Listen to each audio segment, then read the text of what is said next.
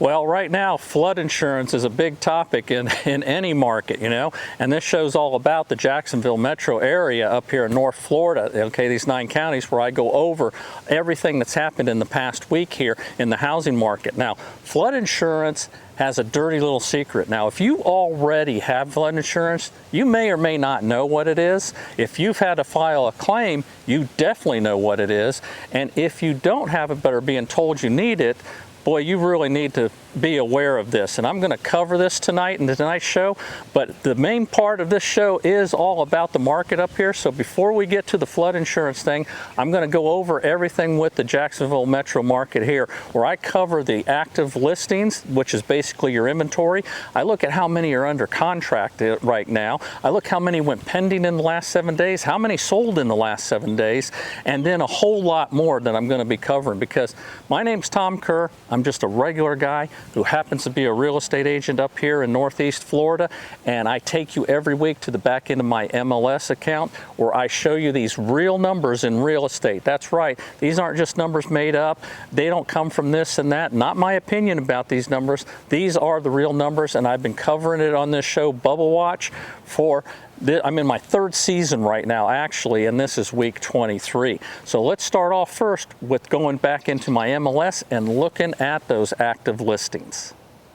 Okay, here we are in the back end of my Northeast Florida MLS account, and what I want you to focus on is, as I go through these different statuses, I want you to focus on this area right here where it says View Results, because as I click on a different status, the number is going to show up there. Then after we do all this, I will download this whole set of numbers, and then I'm able to pull out even more numbers than what I show you here to put into the charts and give you a lot better information on what's going on up here in Northeast Florida. All right, so first we're going to start off with those active listings. That number is 9,724. Okay, next we're going to look and see how many sold in the last 7 days. That number is 269. Next, we're going to look and see how many are active under contract. That number is 1,207.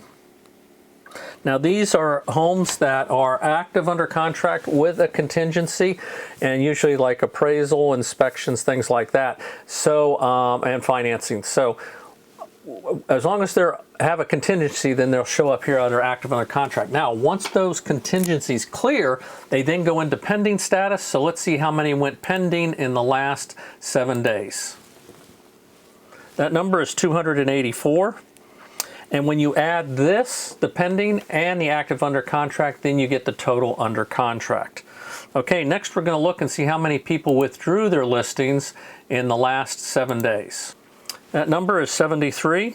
Now, withdrawals are still active listings. They just can't be shown. A lot of times people take it off the showing status so that if somebody's sick in the house or they're working from home, can't have people coming through the house, or they're doing repairs. Either ways, it is still an active list. Okay, next we're going to look at expired and see how many expired in the last 7 days. That number is 188, and these are different than withdrawals because these, they can't be shown. They're not being shown is because they're off market, they expired, they did not sell. Okay, the next thing I'm going to do is look at new construction, and we're going to take a look and see how many new homes sold in the last 7 days. That number is 53. Next, we're going to take a look and see how many new homes are active listings, and that is going to be your inventory for the new homes. That is 2,302.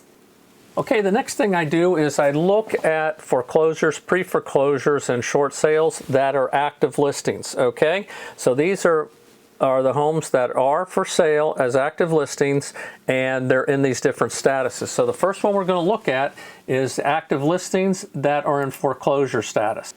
That number is 134. Next, we're going to look at what is pre-foreclosure. That number is 17. And then how many are in short sale status? That number is 40. Okay, now I'm going to take all that data and then I put it in. It's actually exported into an Excel spreadsheet that looks like this, and this is just hard to read, and it looks like your typical data sheet, okay? I convert it into my own Excel spreadsheet, which looks more like this, makes it easier. Plus, we're able to follow this. Like I said, I've been doing it. I'm in season 3, okay? I started this back in, May of 2022, and it makes it easier to follow not only the past weeks, past year, past 2 years, because I do make this Excel spreadsheet available for download. Now, let's also look at these rates, because that's while all those numbers are crunching out, we're going to take a look and see what these rates did this last week. All right, now we're going to take a look at the rates there. We'll start off with the 30-year fixed, and for all these charts, we always start off here at the bottom here in this location. This is where we left off last week, and with this, it was 6.67%. Over here we see the arrows, how it fluctuated during the week, and we did actually have a net increase slightly to 6.68 is what we ended up with. And if you notice over here, the prior year, it's quite a difference. Before it was like about a 1 point, now it's over 1 point. So the last one there we ended up was almost 1 1/4. All right, now we look at the FHA rates, and last week we were at 6.18, and these actually dipped a little bit, okay? So they went down to 6.13, and again, you can see what they were the prior year. And when we look at the VA, we also see a dip also. We were at 6.2, we ended up at 6.15, and again, about the same amount from last year's also. Well, there was this big hoopla about the rates were coming down, and they did for a while there. We saw those FHA and VAs well into the 5s there, but then, things have creeped up here. So what's going to happen before the end of the year or the beginning of next year? Anyone knows. But we're going to follow it, okay?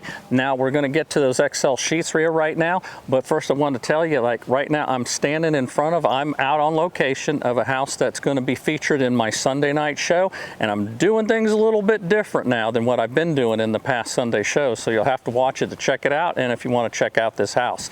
All right, let's get now to those Excel spreadsheets. All right, here we are in my Excel spreadsheets, and for those of you that are new to the show, we're starting off right here. We're in this yellow column here where it says season 3, week 23. That is our current one that we're focusing on. Okay, over on the far right are all the things that those rows represent. The active listings sold, active under contract paying. That's what I went over in the MLS when I was looking at the back end of the MLS. I've got a lot more data here than just this sheet right here I'm going to show you. But these other yellow columns, those are the previous weeks, okay? Now, the white column to the side, that is last year's. And the YOY represents the percentage and change over last year's, okay? And so all these are the same numbers. I've been doing this since 2022, so I plug all these numbers in.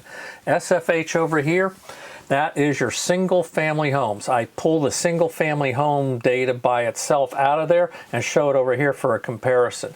And you can see the previous weeks for that also. And just keep in mind, like, all this whole chart goes all the way back. This is all my data. Okay, like I said, all the way back to 2022. Now this Excel spreadsheet is available for download. The one I use on the show for those that are subscribers to my weekly newsletter, because I have a link in there for it to download. So if you want to subscribe to the weekly newsletter, all you do is just send me an email to this email address right here and tell me you want to be on the newsletter, and then we'll get you set up. Okay, so let's go over the numbers here and compare. As we can see here, our active listings for this week, 9,724. So that is our inventory, and that is up from last week. Okay, 269 sold. We are actually down from last week. Last week, I mean, fell off the cliff at 274. The week before that was 622. So is this the beginning, or is this just a hurricane fluke? you know, we'll see as the weeks go on. Is this what everyone's been waiting for? Because as those sales numbers go down, it's going to put pressure on those prices. We know that. Active under contract, 1,207. That's down. Pending actually went up a little bit, 284. For our total under contract is down at 1,491. Withdrawals were 73, expireds 188, new homes sold 53. While it's low, it actually went up from last week, where overall everything went down. New homes active listings is 2,302, so that really did climb above. That's because we've got 2 weeks where we had horrible sales, so we knew that that inventory was going to increase for them. When we look down here in the orange box, that's the percentage of homes sold that are new construction, and it's almost 20%, okay? Which I would have thought would have been worse than that, but that's okay. Over here, single family homes, 7171 for active, okay? As we can see, that is up. 223 sold. That actually went up, okay? Active under contract, 987. Pending, 235. Total, 1222, okay? Withdrawals at 60, expires 134. New homes sold, 44. Okay, so that was an increase for them. And 1790 is the new home inventory, which is up slightly. And again, it falls, the percentage is just a little bit, you know, it's just under 20% for total new homes sold compared to the other homes that are sold. All right, so how do people pay for these things? Holy crap. 39%. I don't even know if we've ever been that high. 39% cash. Jeez almighty.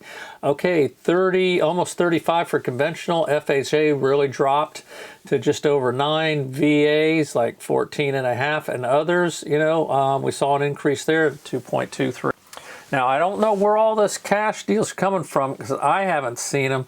I had a closing last week, and it was a finance. I've got one under contract this week, and it's finance, and I've got a couple of people looking for stuff, and all of them are looking to finance. I don't have any cash buyers right now. Okay, in the foreclosures now, these are the foreclosures that are active listings. They are not the total foreclosures for Northeast Florida. Foreclosures that are active listings, 134, so that's down. Pre-foreclosure stayed the same at 17. Short sales went up 1. Our total overall, 191, which is down. So we've been seeing this trend of the foreclosures that are in active listings going down. All right, next we're going to look at the percentage of homes that sold under list, at list, and above list. And wow, now we saw this before in the 80s over there in week 18, but here we are creeping back up again. Over 81% homes sold under list, 10% at list, and just over 8% above list. Are these low sales causing stress on these sellers to lower the price? And that's why we're seeing this. We don't know yet, but we're going to keep following and see. Next week's going to be real interesting. Okay, next I look at the price categories, those that sold for 500 and above, and the 400s, 300s, 200s, and below 200. So you can see here, homes that sold for 500 above actually went up, okay, over 31.5%. Homes that sold in the 400s dropped a little bit. Homes that sold in the 300s dropped down there to 18.22. Homes that sold in the 200s, okay, that dropped also. And the ones in the 200, below 200, went up slightly. I was surprised to see that in the 500s and above, okay? Now, for the new homes that sold, over here on the right, that shows the amount of units. We had a total 53 units of new homes that sold. And as you can see, 23 of those were in the 500 and above, 10 in the 400s, 12 in the 300s, 8 in the 200s, none below 200. Okay, we look at the new homes and the percentage of them that sold for under list, at list, and above list. And their homes that sold under list did go up also this week, but we've seen it higher than this in the past. Homes at 71.7%. The homes that sold at list dropped quite a bit. But what's interesting is the homes that sold above list went up with the new homes, okay? All right, the next thing we're going to do is what is called MLS Advantage, and that's where I take all the other smaller MLS boards, along with the one that I've just showed you. Now this is Northeast Florida MLS, which I belong to, which is the largest board up here, so it has the most data. But there are some smaller boards that cross-sell. I cross-sell into their territory. And so I combine all that to give you a real good outlook on the sales up here in Northeast Florida at the time, and we compare that. Not only that, I break those sales down by county, so you can see what counties have the most sales, and you can also see how they work, you know, from the previous week or the previous weeks, and see where their pattern is, okay? Hey, if you like the way I'm putting this show together with these Excel spreadsheets and these real numbers and everything like that, then give me a thumbs up. And if you'd like to subscribe to and be part of this Bubba Watch Nation, then just hit the subscribe button so you'll get all the videos every week. Okay, so now what we're going to do is take a look at that MLS Advantage and see what those numbers are. All right, here we are into the MLS Advantage, and right here is where we've got those 9 counties: Baker, Union, Bradford, Clay, Nassau, Duval, St. Johns, Flagler, and Putnam. So what I do is I go over here and I hit that search button, and then that'll bring us up the total numbers. And that number is 365. All right, when we put all that into the counties now, we take a look at this is from our MLS Advantage, and we're at Baker had 2, dropped a little bit. Union got 1. Bradford fell off the cliff this week at 0. Clay tied last week's. Nassau County went up some. Duval County fell. St. Johns County went up. Flagler went up a little bit. Putnam went up a little bit. So the total was 365. So overall, even though sales fell in the Northeast Florida MLS, the MLS Advantage with all these other smaller boards did have a slight increase. But that is still weak compared to the other weeks. So this, I mean, it was an increase, but it's not much. So again, we're going to watch it too. Okay. Is this the beginning? We'll find out. All right, again, we're going to take a quick look here at the condominiums. Basically the same Excel spreadsheets that what you just saw for everything. This is where I just pulled the condo data out of that specifically, because we did have some interest in the condominiums because of the crisis here in Florida with the condos and the new law going into effect shortly. All right, so basically it's the same format there. As you can see, we're in week 33 for the condominiums. So that would be this yellow column here, and you can see all the data, and on the side I have what it is, what the rows represent. So you can see the active listings right there starts off at 1139, so that's down. Sales actually went up, you know, with condos, so with 20, and then so on, and you can see all the other numbers. Okay, how did people pay for these condos? Okay, 60% cash, okay, 30% conventional, 5 FHA, 5 VA. Over on the right here, we show the amount, since there was 20, how many units sold for cash, and then also conventional. And cash, you're gonna generally find, you know, it's gonna be higher with the condominiums, just because of the way the lenders do it. If it has nothing to do entirely with you, but if other people in your complex are delinquent in taxes or HOA fees, they will not finance you. Even if you've got an 800 credit score and you're putting half down, they won't finance. They have their parameters, and if you happen to fall into that complex that's, you know, has a high percentage of people that are behind, then that could affect you. But that's why we see a higher cash. Okay, the foreclosures on the condos is 10. As you can see, stayed the same. No pre-foreclosures, 2 short sales, so we just dropped 1. Again, we look at the condominiums, see how many sold under list, at list, and above list. Wow, 90% below list, okay?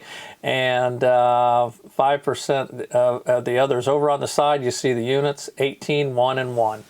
Okay, when we look at the price categories here, we see 500 and up, there was 10%, none in the 400s. In the 300s is 20%, condos in the 200s was 40%, and condos below 200 was 30%. And the numbers are over on the side for the units sold. Okay, again, another week of nothing new in the news, so we move on. Okay, because of the law that says it's 3 stories and above that are affected with keeping these reserves, and also they go by the year, 25-year coastal, 30-year mostly inland, that's generally the thing. We just keep track of, just to see if there's a pattern with more people buying the 1 and 2 story condos. So that's what this is all about. So as you can see, 3 people bought a 1 story. Now these are not the story of the condominium itself. This is of the complex, okay? So, because no one would have a 10-story unit, okay? That's the complex. So the whole complex, 1 story is 3 of them. 2-story complex, 10 people, and 3 and 4, and so on. You can see there, and I'll just scroll down. Because the year does matter also with this new law, I show you the condos that sold and what year each one was. So each one of these are individual condos. So the first one there was a 1-story condo that was built in 2020. The second one was a 1-story condo built in 1945, and it just follows so on down the line. And I'll just scroll it so that you can pause it if you'd like. This here just shows the counties that these condos were sold in. 2 were in Clay, 12 in Duval, 6 in St. John's. And then this here is where I show what the original list price was, what they sold for, and the difference. Because there were some people that wanted to see how much of a difference below list that these condominiums sold for. And it is a lot greater than it is for regular homes, single-family homes. So that's what you're seeing right there.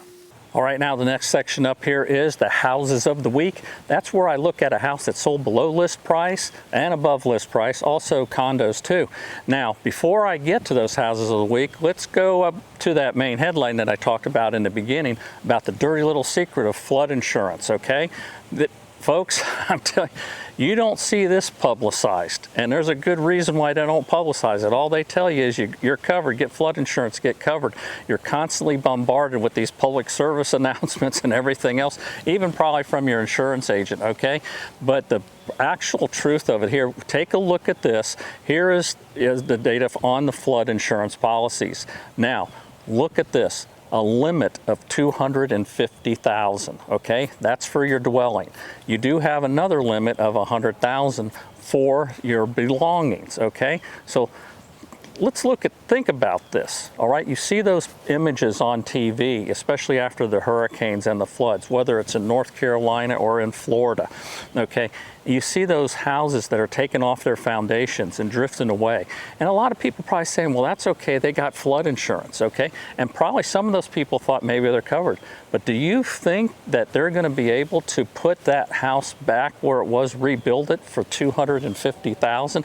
Not only that, but you do have a deductible. And your deductible depends on what you choose, you know, on how much your premiums are, just like with any other insurance. So you've got the deductible on that, and you've got to rebuild, okay? What about those homes where you see where the water's up to the roof line and the people are sitting on the roof being rescued from a helicopter? Do you think a house that filled up with that much water is going to be replaced and fixed for $250,000 in today's market, and today with inflation as it is for everything? Also the belongings, okay? Up to $100,000 for the belongings. Okay, that's totally separate the way it's written up. So when it comes to your deductible, you've got your $250,000 claim, and then you've got your deductible, whatever it is, $2,000, $5,000, $10,000, whatever you've got set. But you've got a separate deductible for the belongings. It's not combined. It's not like one deductible. It's a separate deductible for that. So this is something people are not really told about, this limit. Now, if you've got like maybe a few inches or maybe a foot of water and you got to replace your floors, okay, I understand that, and the drywall and stuff, you can do that within the $250,000. But if there was any other structural damage, you know, to the foundation, even if it's a concrete slab, you know, you can really run up some cost. And there's more, okay? Think about everything that's not covered, okay? All right, you're not covered, like a lot of people are on septic tank systems. The septic's not covered, okay? So what happens when the flood gets up there and your drain field doesn't work? I've had people that have to regularly, until the water goes down, get that septic tank pumped, because all the waste from the house is just going into the septic tank because the drain field's not working. And they may have to come every week to pump that thing out. That's not covered, okay? What about a pool? You've got a swimming pool, and say you didn't, you know, follow the rules, you know, and keep the water in it, and then the pool became buoyant and lifted, okay, a little bit because of the flood waters, okay, underneath, and damages the pool. That's not covered. Also, I know of somebody that had a building right next to their house where they had their washing machine and like utility shed and all that. It wasn't covered because there wasn't an attachment of a roof going from the main house to that other building. It's only the main house. So all your fences that are wiped out, you know, I mean, you could have $20,000 in fences easy, wiped out from floodwaters, not covered. Your deck, not covered. All so many things that aren't covered that a lot of people probably just think, okay, I got flood insurance, going to take care of it all. So really got to think about now. 250 is better than nothing, but it's given to us like it's this, you know, save all policy, and you really need to know about it, you know, and also where you're going to live at, you know. May have to rethink about that, where you want to be at. All right, now we're going to get to those houses of the week. And I'm going to get to those, and I just want to remind you though, I am a licensed real estate agent here in the state of Florida. I can help you with purchasing a home anywhere in the state, and also explain that buyer-broker agreement. So if you'd like to put me into the mix and interview me along with any others, or just by myself, I'd be happy to, you know, talk to you about any of your real estate questions. Just, you know, you can contact me at all this information that you see here below. All right, let's get to those houses of the week right now. All right, here we are with the houses of the week, and we're going to start off with the house that sold below list price. This house here is in St. Johns County, built in 1965, $2,849. That's a good size house for a house in 1965. It is a 5-bedroom, 4 bath, and that is pretty good. Okay, here we're going to look at the history of it and see what happened. Okay, as with all these homes of the week, we start off here at the bottom here where it's new, and that is the price that it was listed for sale originally, $787,000. Now, these numbers over here on the right, in this column, these are the days on the market, and then over here on the left is the status of things that happened during the time it was on the market. As you can see, price changes, open houses, and looks like it was under contract, went back on the market. All right, after 353 days on the market, okay, so a year, it sold for $599,000, okay? So let's look at this, okay? They started off at $787, then they did lower it to, you know, started lowering it after, not until quite a while, okay, till 264 days on the market. So these people really weren't interested in selling it, okay? You know, when they had it like that, and they weren't making any adjustments, okay? Then eventually something probably happened in their life where, okay, now we do need to sell it or whatever, so then they started reducing the pricing, okay? Now when they lowered that price to $680, they ended up getting an offer for $599, okay? And then they ended up changing the price to $599 after that, okay? Now, not only did they cut the price, but they also took a concession of $16,000 that they gave, okay? Now, the price here per square foot came out to $210 a square foot. Okay, here we look and we see what did they pay for it, okay? Back in 2022, they paid $710,000. Okay, so now we see why they were holding at that price. All right. Okay, this all makes sense now. So they did take a loss, you know, $599 plus those $16,000 in concessions. So since this was such a loss like that, we're not having an appreciation calculator on this one. Okay, next we're going to look at the home that sold for above list price. Okay. This here was built in 2024, so it is new construction, okay? It's in Duval County. It's a 2-bedroom, 2-bath, okay? Now this one here started out at $320,990, okay? But it's one of those where you see the days on the market, the zero and all that. So what happened was, this one here is one where it really wasn't put in the MLS. The builder just has, sometimes the builder will have these homes for sale and they don't put them in the MLS.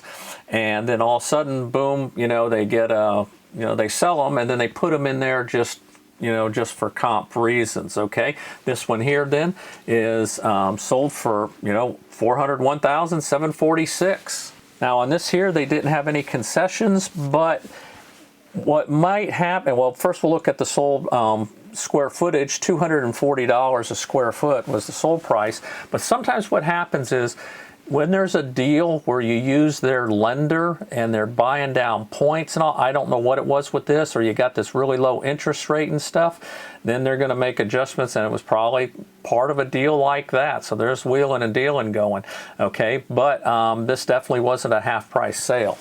Okay, next we're going to take a look at the condo that sold below list price. Okay, this one here is in Duval County, built in 1945. Okay, now condos that are that old were usually either hotels or apartment buildings at the time, and so then they were converted.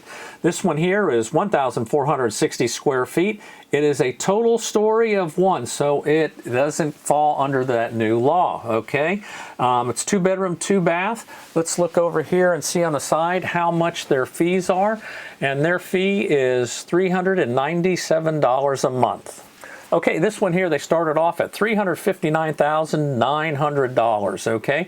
After 114 days on the market, they got an offer for $306,000, okay? Now, that came after they lowered the price to $319,000. Now, on top of that, they also gave $4,000 in concessions, okay? On top of that price reduction. This one here works out to $209 a square foot. And when we look here, we see what they paid for it. They paid $220,000 back in 2022, okay? So only a couple of years ago. Okay, when I take out in the appreciation calculator, I take out the $4,000 that they gave in concessions, brings us down to $302,000. And what they paid, they had it there for about 2 years, 17.33%. So they actually did pretty good. This is a condominium, sold it for that in 2 years, did good on their money. So I mean, this is up here in Northeast Florida. This isn't the stories that we're hearing in other parts of the state. So this one doesn't look like a big condo crisis right now, right here. Okay, we had one condo that sold above the list price. So that is this one right here. We're going to take a look at it. And this one here is in Duval County, built in 2015, 2,541 square feet. Total stories is 6, okay? Now, it falls under the stories, but not the year. It's a 4 bedroom, 3 bath, so it is a good size condo. Okay, let's see what their monthly fees are. Over here, their association fees are $1,937 a month. Holy crap. Basically $2,000 a month. Oh my gosh. Now this one does have like a boat slip, so I'm guessing. Well, they say they're available for purchase, so I guess it's not in there. All that. So, but they do include the HOA covers their natural gas, their internet service. Okay, so, but still $2,000 a month. Wow. Okay, when we look at this, it started at $850,000, and after 39 days on the market, they took an offer for $860,000. So tells me there must have been a multiple offer there after about a month, and it does happen like that.